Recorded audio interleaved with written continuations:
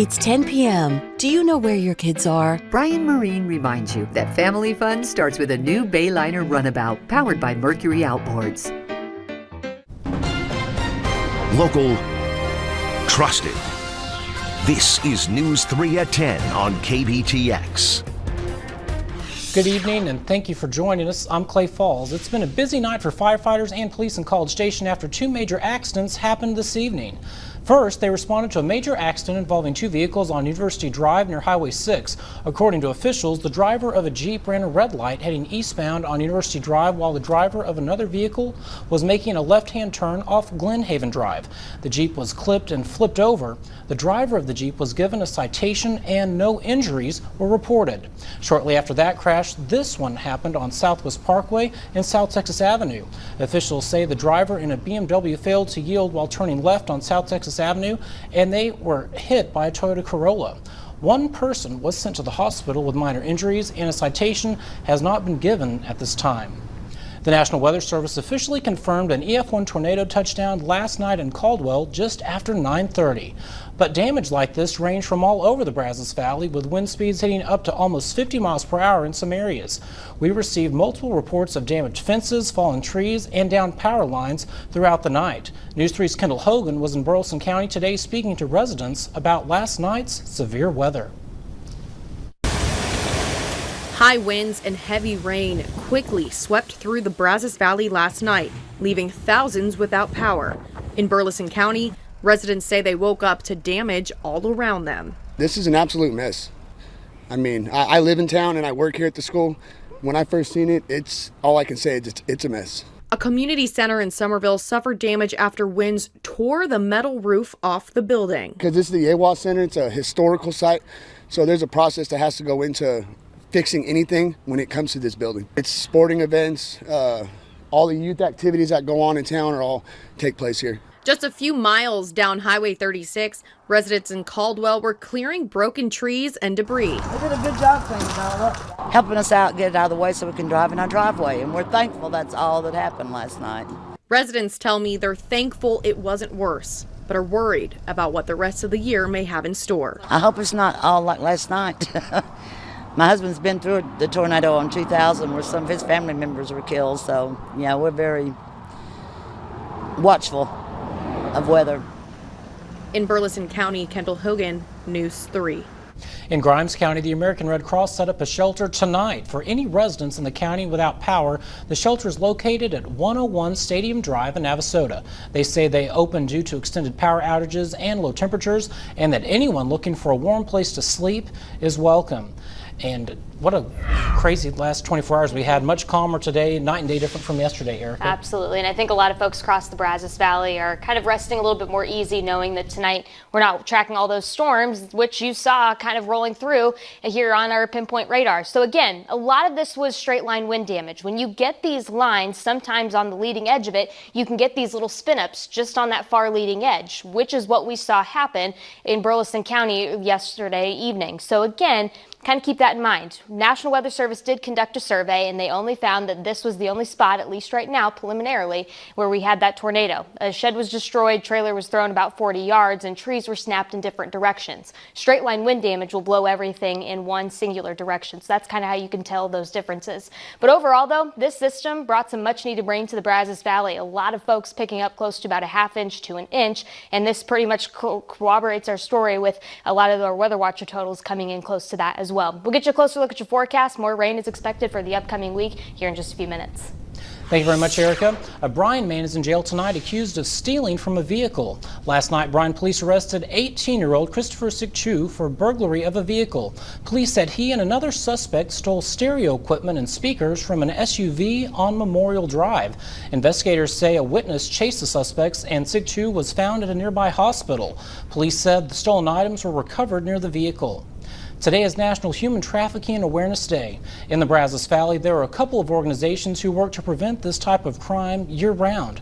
A study conducted by the University of Texas found that there were more than 300,000 victims of human trafficking in the state.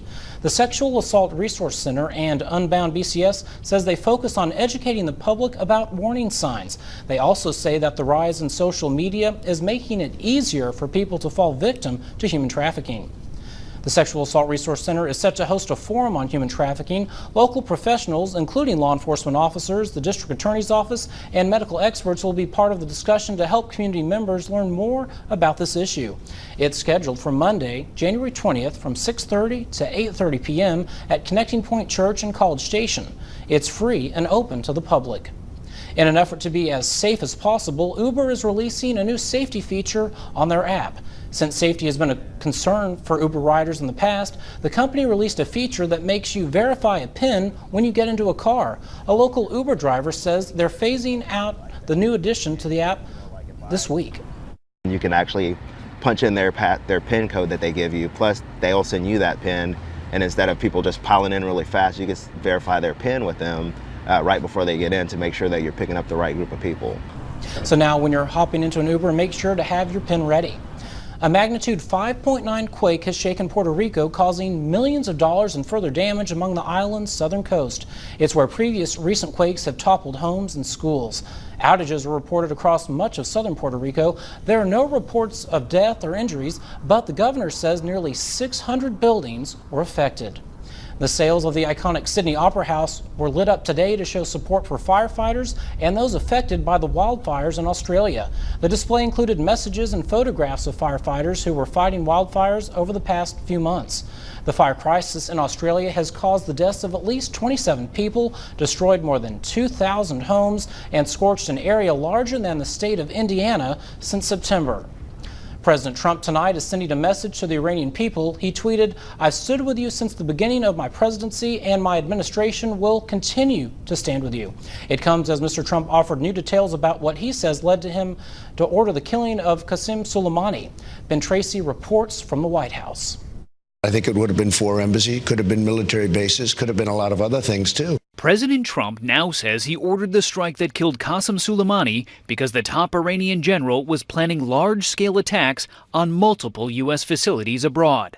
The president gave more details to Fox News than members of Congress say they got from the White House during closed-door intelligence briefings this week. I think this is after-the-fact rationalization to justify an action that was impulsive and fraught with danger. The administration's justification is now suddenly much more specific.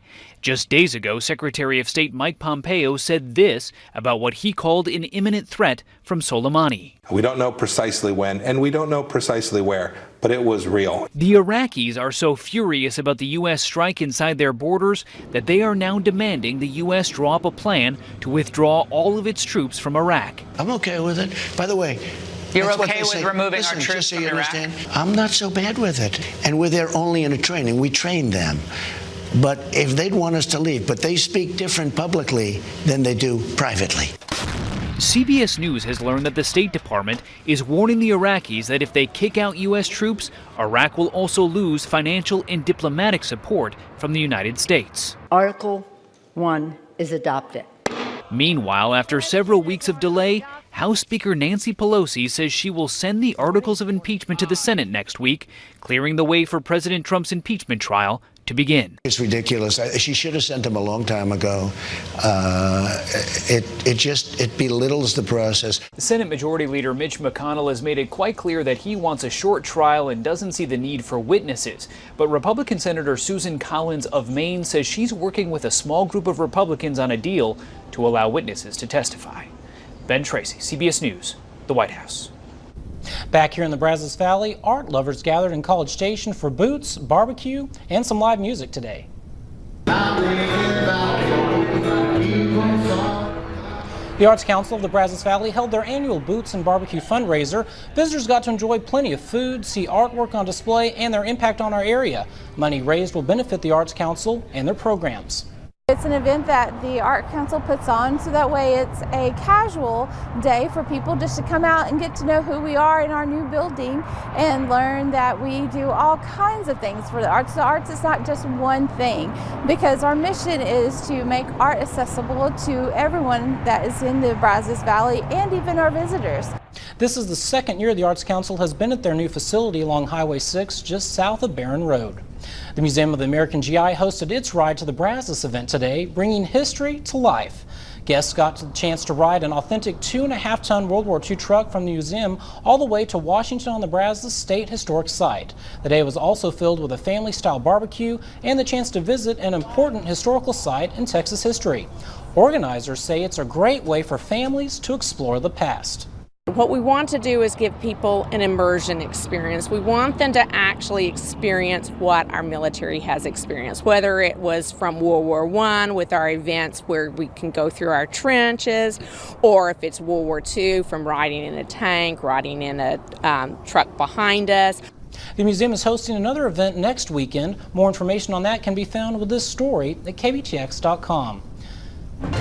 A man arrested after Amazon Alexa alerts a family to a suspected theft. Later in sports, the Aggies putting on a show in Nashville with their biggest win of the season. And we got a little bit cooler on the other side of that cold front, but don't get used to it. We've got more of those warmer temperatures that are headed our direction as we look ahead towards the upcoming week. All the details on the other side of the break.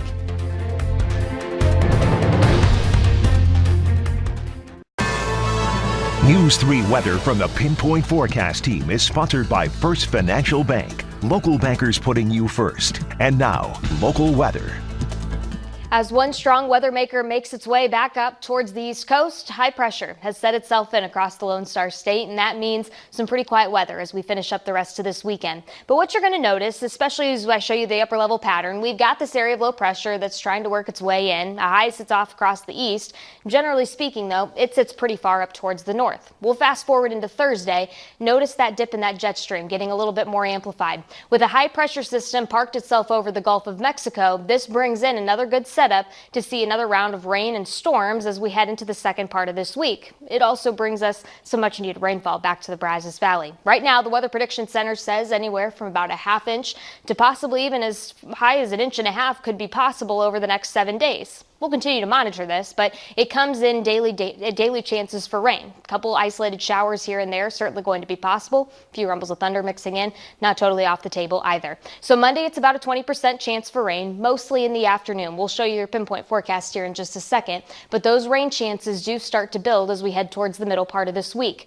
It's one of two cold fronts. The first one looks to be a bit weaker. Don't think it really brings us a strong forcing to kind of bring us some of that colder air or those really great chances for rain. It comes after that cold front comes on through because we're building in that second stronger system as we look towards the end of this week.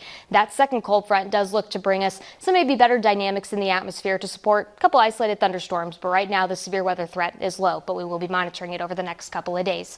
So here's Sunday, here we are. We're going to be watching for a little bit of the cloud cover to be working in as we head towards the afternoon hours. That is the biggest thing that's going to be changing from today and what we see coming together for tomorrow. Then as we head towards your Monday, notice we start off the day with some clouds, a few isolated showers, and possibly even a couple rumbles of thunder developing down towards the coast. We stay dry first thing in the morning, but by the afternoon, all this activity starts to work in towards the north. So just kind of keep that rain gear with you as you are headed out the door for Monday. May need it at times, not only Monday, but into your Tuesday as well. You'll notice we kind of keep this corridor going right across the Brazos Valley and parts of southeast Texas, where we get a couple of those isolated showers that are going to be possible. Tonight and over tomorrow, things are going to be staying pretty dry and pretty quiet. In fact, that dry air that's moved in behind that cold front is what's allowing your temperature to drop all the way down into the upper 30s in Bryan, low 40s for some of us. And I've looked at temperatures all across the Brazos Valley, and some folks are already into the upper 20s. So I do think our far northeastern areas will get in on that light freeze, certainly going to be possible over the next several hours. Once we start to work in a little bit more of that sunshine for tomorrow, we should see those temperatures heating up, but it will be a chilly start to your Sunday. As we head towards lunchtime, temperatures are back into the 50s, and then by the afternoon, I think most of us checking in closer to about the low 60s all across the area. Wind's not as breezy today, but we will likely work in a little bit more of a breeze towards the second half of this next week, but we're also working in a bit more moisture. That moisture brings your overnight lows back up into the 60s as we start off your Tuesday morning. In fact, I think that overnight low is actually going to be rising as we look towards midnight, and then by Tuesday afternoon, we're already bumping ourselves back up into the mid 70s. Those mid 70s carry us through the rest of this week. You'll notice we've got those rain chances back in the forecast again. The second cold front, I think, is going to be just a little bit on the stronger side, bring us some of those cooler temperatures as we look ahead towards next weekend, and maybe we finally start to see more of that January-like air settling in here across the Brazos Valley. We'll take some more rain this week, but no more severe weather, hopefully. Yeah, I'm hoping not, and right now the setup does not look as potent as it did this past weekend. Thank you very much, Erica. Well, Amazon Alexa can do many things, including alerting a loved one when someone is stealing from them. We'll have more on that story coming up.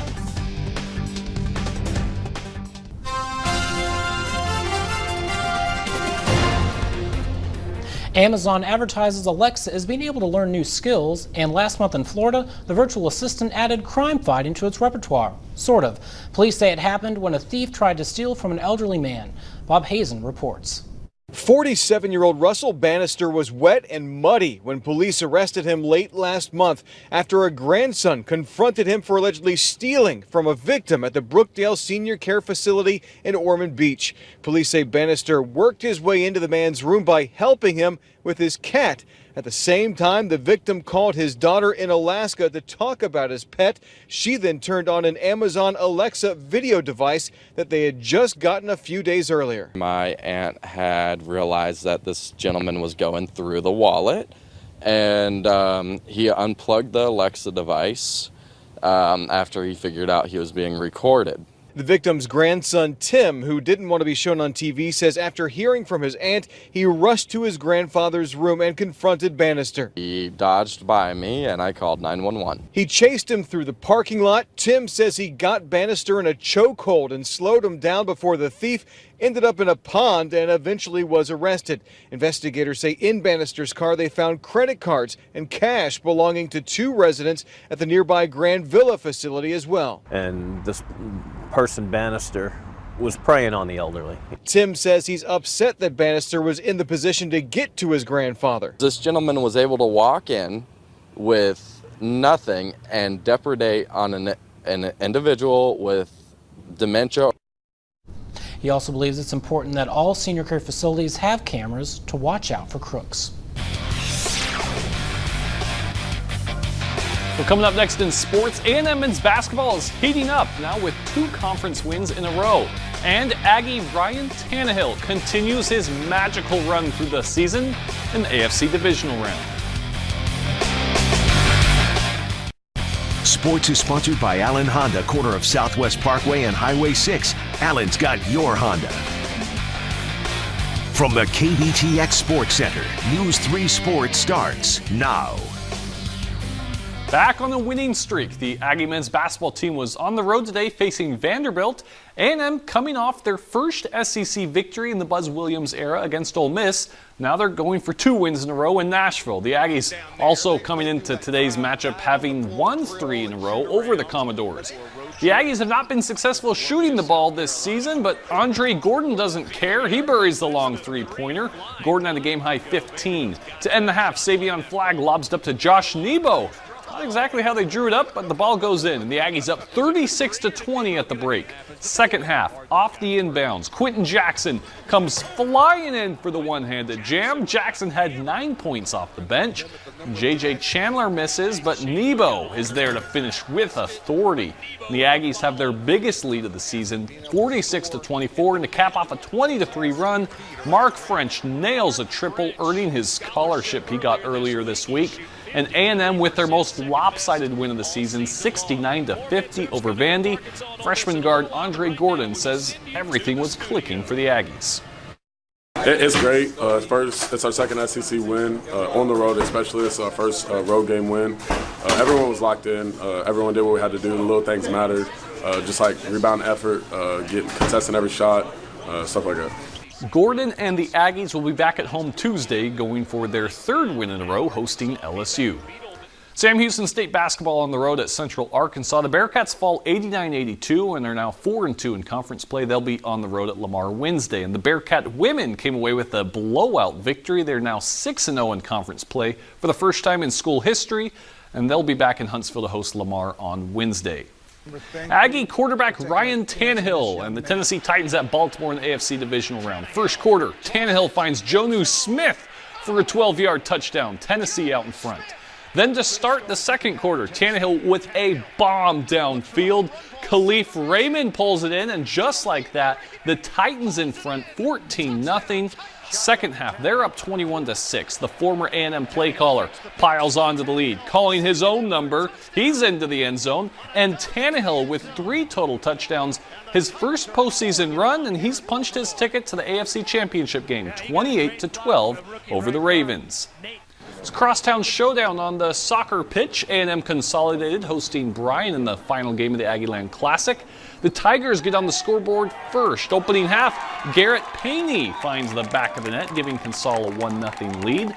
The Vikings respond as Ramiro Moreno gets the ball ahead to Rony Puerto, who gets the goal.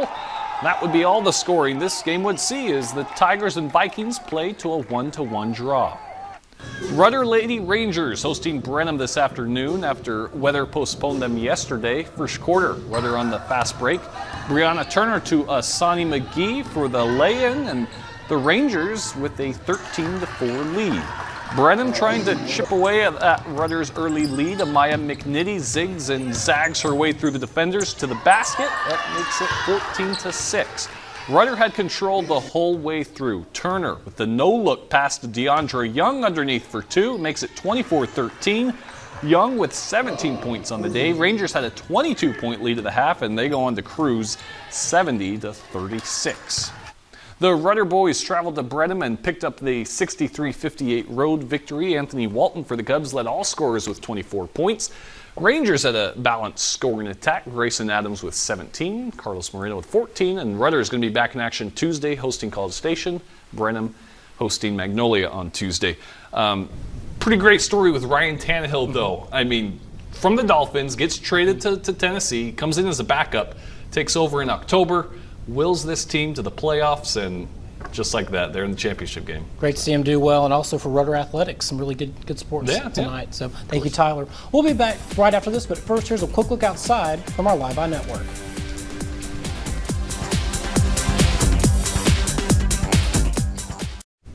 Some spots across the Brazos Valley already sitting into the low 30s, upper 20s. The rest of us still right around the mid and upper 30s, low 40s, I should say. So again, just kind of remember, some folks are going to get in on a light freeze as we head into the overnight hours tonight. The rest of us, I do think, may not get quite to that freezing mark, but we will probably wake up to a little bit of that frost on those windshields. But we'll have plenty of sunshine. Everything will melt off pretty quickly as we head into the afternoon hours. I think by lunchtime, most of us sit into the mid 50s, and then in the afternoon hours, most of us should be back into the low 60s. We won't be there long. You'll notice that the rest of the week we are just on an uphill climb back to the mid and upper 70s as we head towards Wednesday, and then we're still holding on to 70-degree air even despite that first cold front coming through. So it's going to be a little bit of an up and down week as we look ahead. Fire up the heater and maybe an extra blanket tonight. It feels like winter again. It does. Thanks, Erica. That's all our time tonight. Thanks for staying up late with us. Join us tomorrow night for News 3 at 10.